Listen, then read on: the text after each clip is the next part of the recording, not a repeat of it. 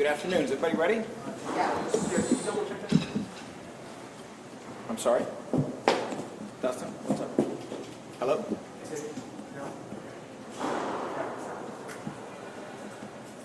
Is it not working?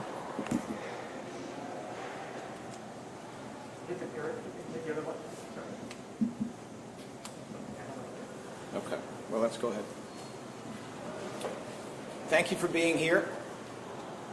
We have made ourselves available to the press to talk about very recent developments in the investigation and the prosecution surrounding the mass shooting that occurred at South Street.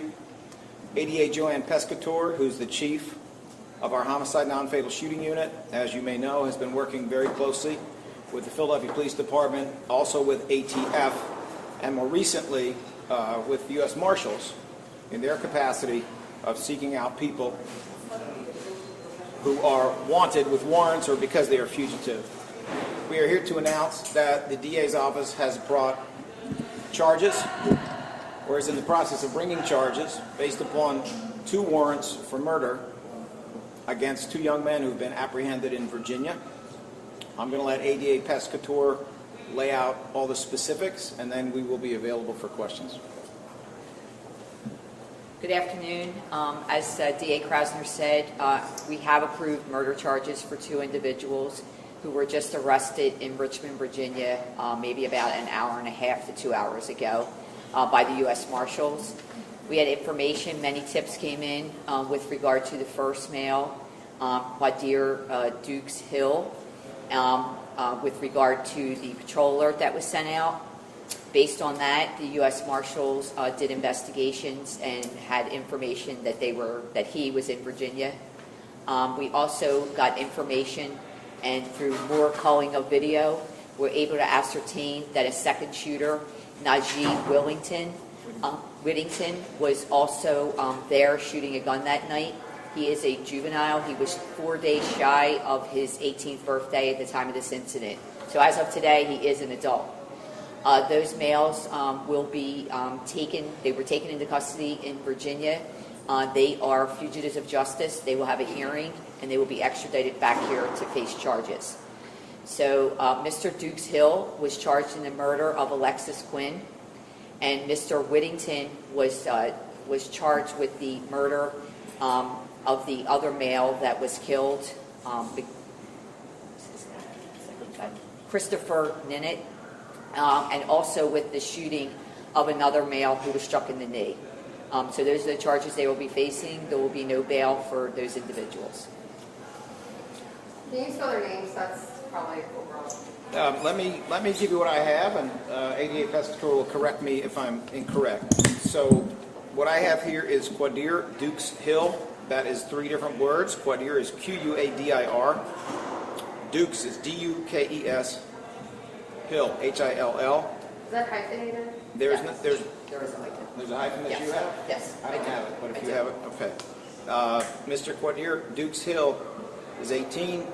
The victim in that homicide is Alexis Quinn, who was a 24-year-old home health aide. The second individual is Najee Whittington, Nahjee, last name Whittington. Whittington.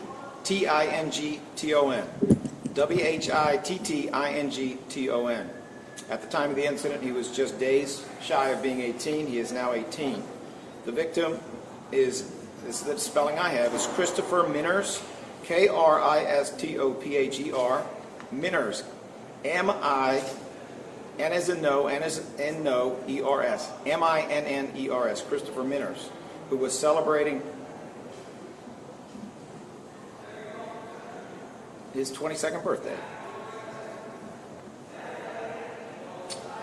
Mr. Minners was a residential advisor at Girard College. Are there any questions? Will Mr. Whittington be charged as an adult?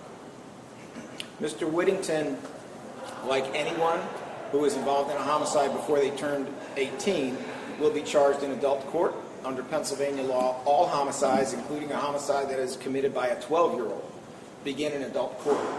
At that point, decisions are made about whether the case should remain in adult court or not.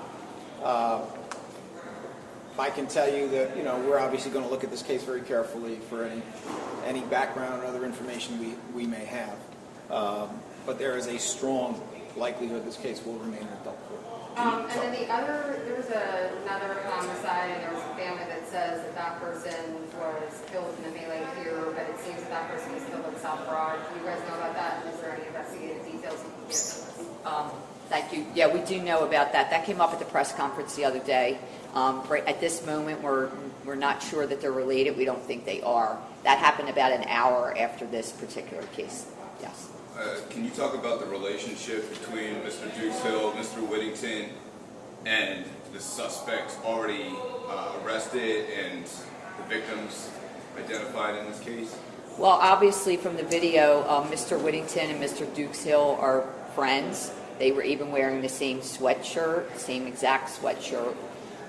They fled the scene together, and obviously they fled to Virginia together. As far as the other incidents on South Street that night, based on my view of the video, it does not appear that these groups knew each other. This, to me, seems to be that Mr. Whittington and Mr. Dukes Hill, in response to gunshots that were happening down the street, just took out their gun and randomly fired.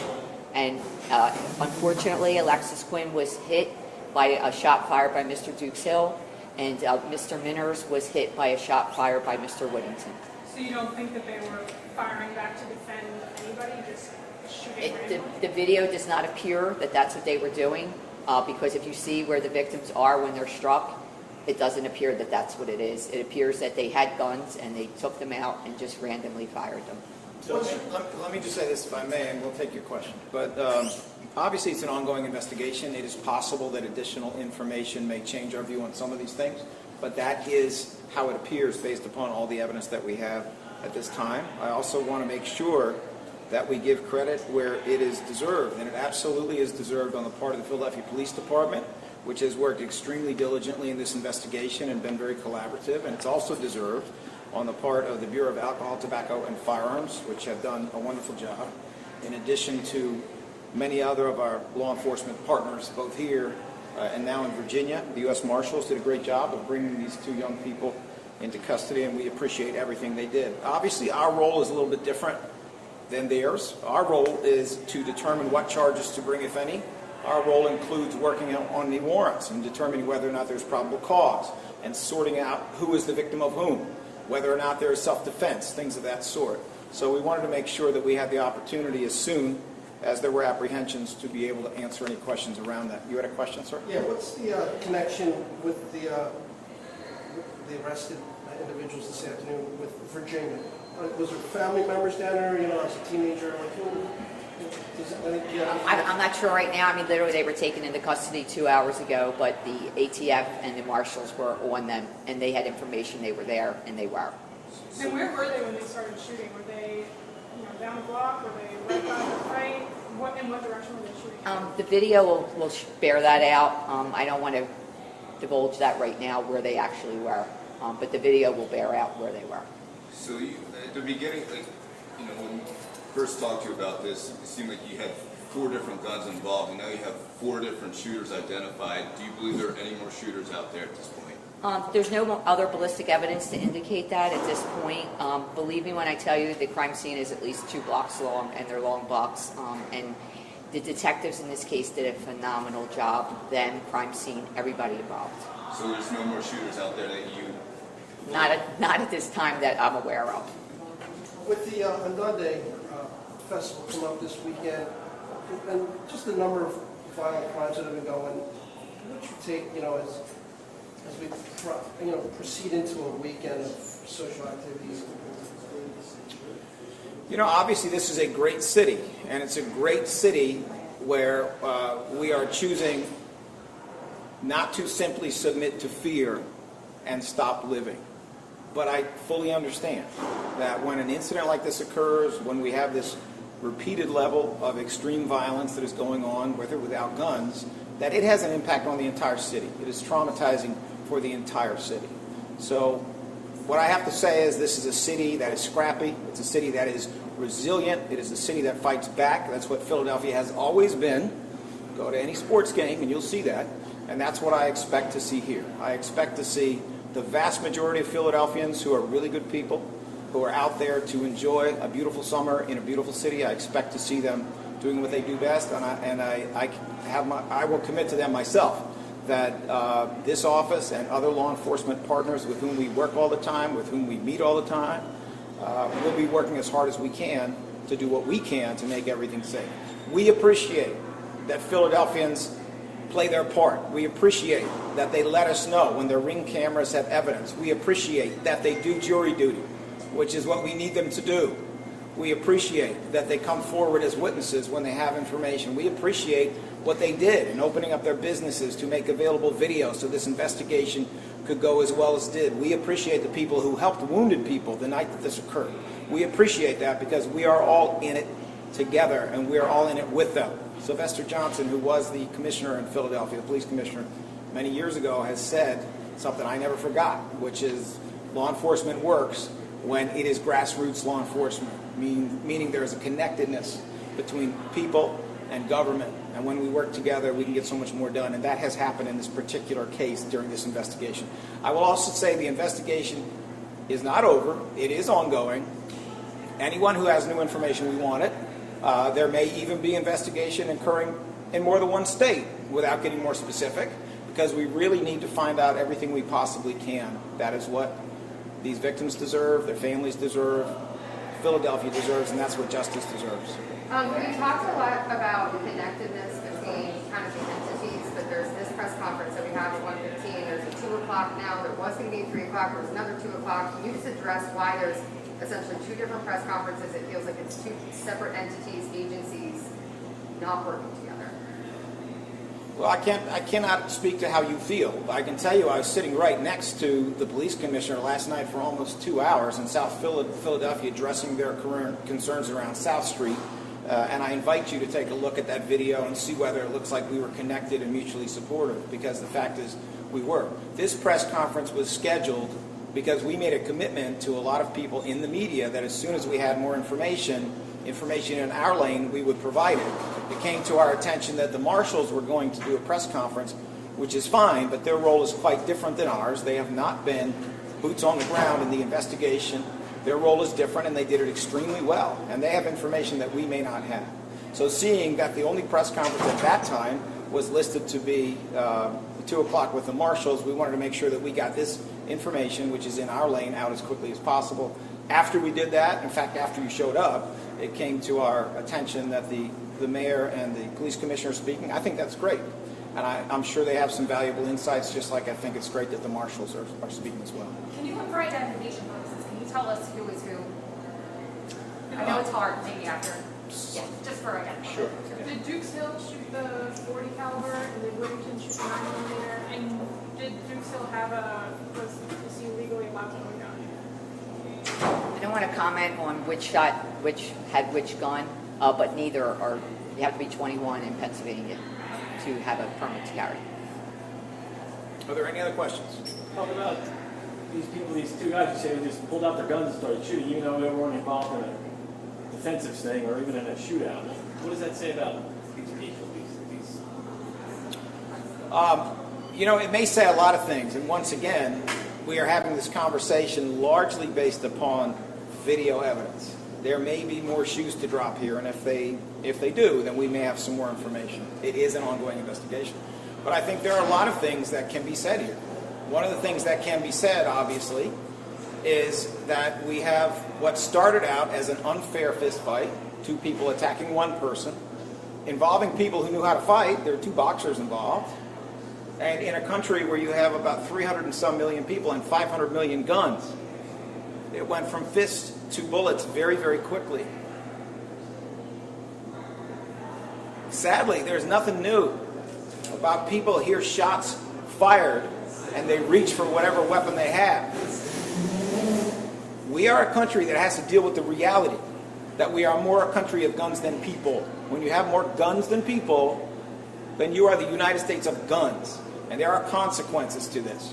And sadly, that is part of what we face here. None of that takes away the personal responsibility and accountability for people who are now charged with murder generally, including first-degree murder or charged with aggravated assault when they injured people or did things that could injure people and did not kill them.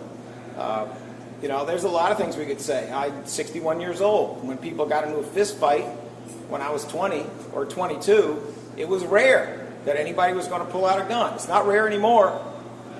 Talk to police officers in Kensington about what it's like now to go to a domestic violence situation where they rarely saw a gun before. Now they might see a couple. Or you just go to a car crash where they didn't used to see guns at all. Now you got guns in the car. Or they hit a drug corner, and instead of having one person on the corner who is holding a gun, everybody on the corner is holding a gun. Sometimes they stop a car, and instead of having one gun in the car, everybody in that car has a gun, or there are 4 guns shoved under the seats. This is a different world, and it is a world that has been made by not having sensible and appropriate laws around guns. That's got to change. Now, having said that, none of that takes away from the reality that some individuals committed terrible crimes for which we fully intend to hold them accountable. Speaking of guns, were the guns that these 2 young men that you say fired recovered? And are these ghost guns? Were they used in other crimes? Do you know anything about these weapons? I don't at this time. I know guns were recovered and in where they were in Virginia, but of course it's we don't know anything about those guns yet. And can you please give a statement in Spanish just on how you feel about this arrest and on the ongoing investigation? Sure. Estamos aquí para anunciar que hay arrestos de 2 personas más en la investigación sobre lo que pasó en la calle South Street. Estos 2 arrestos tienen que ver con homicidio. Hemos tenido 2 arrestos antes sobre asalto agravado, pero estamos aquí sobre homicidio. Los 2 varones están en Virginia y estamos en proceso de asegurar que lleguen aquí para tener su juicio en Filadelfia. Are there any other questions? The mayor said that there were 6,000 arrests for people with illegal guns, and they're not being prosecuted strongly. What do you say about that? I mean, that's kind of what he said. I'm paraphrasing. Well, I mean, I haven't heard him say that to me, and I would be happy to talk to him anytime. He certainly has my cell phone number. The reality is that we are actually doing really well when we have solid cases. Some of the cases we get that are gun cases are ones in which the search was done legally. Some of them are ones in which the search was done illegally, and a judge is going to suppress that gun. We didn't do the search, and I say that respectfully. There are other cases where a gun is found, but it's not found on a person, and we have the burden of trying to prove beyond a reasonable doubt whose gun it was. If we have a strong case, we can do that. If we don't have a strong case, we can't. We also find ourselves, obviously, up against a situation in which we have unprecedented levels of police who are not going to work. 13% of the Philadelphia Police Department at this time is out under heart and lung, something that's been reported about. Historically, that was 2 to 4%. So we're talking about an increase of at least 9% of approximately 6,000 people, 500 plus police officers who are not coming to work and they're not going to court to testify. I know the commissioner wants to change that. I know she's doing everything in her power to change that, but it becomes a problem when we need them to testify in a courtroom. I think what we have to do here is talk about facts and talk about reality. This is an office that has sought $1 million bail for essentially every single felon in possession of a weapon case for more than 2 years. We've sought that. This is an office that even when you're not a felon, if you are possessing a weapon, possibly one that's legally purchased, without a license to carry, in the majority of those cases, we are also seeking $1 million bail. So what I can say is we go after those cases vigorously, but we never lose sight of the reality that the highest priority when you're dealing with gun violence is gun violence. The highest priority is to go after shootings, which we have done here, is to go after homicides, which we have done here. And on the cases that are getting to jury trial, now finally, after 2 years of the courts largely being closed, we are winning about 80% of these cases, which is a remarkably high level of success. So I respectfully disagree with the mayor on that point. Look forward to talking to him. He and I will be discussing things in a couple of days. I look forward to that. But I respectfully disagree, and I think the facts speak for themselves. Could you say something of that short in Spanish, the same version of what you just answered, please? Sure. En los casos sobre posesión de armas, somos muy fuertes en proseguir los casos de una moda justa y apropiada.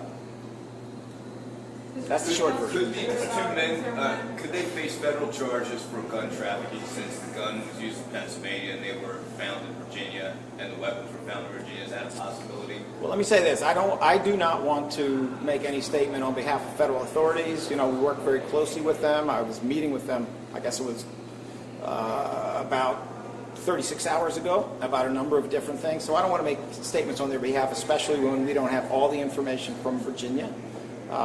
That's actually a more complicated question than you might think. Ordinarily, the feds have jurisdiction for felons who are in possession of a firearm, but they define a lot of those things differently than we do in state court, and there may be some wrinkles here that change all of that, so I'm not going to speak for them. I would just refer you to the U.S. Attorney's Office for comment. Is there anything else you can share about the priors?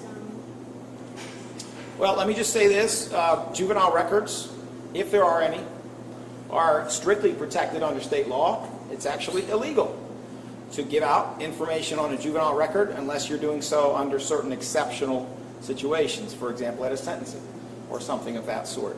So we are not in a position to comment about that What about the 18-year-old? at this time. We can't, they are both at this time point 18, but regardless of the fact that they are adults, we can't talk about any potential criminal record that they had because they were juveniles at that time, if there is such a record. Now, as I said, in the court process, there are moments when the law permits us to talk about such things, and if so, then we will do that. But we can't do it for this purpose. Are there any other questions? All right. Thank you very much.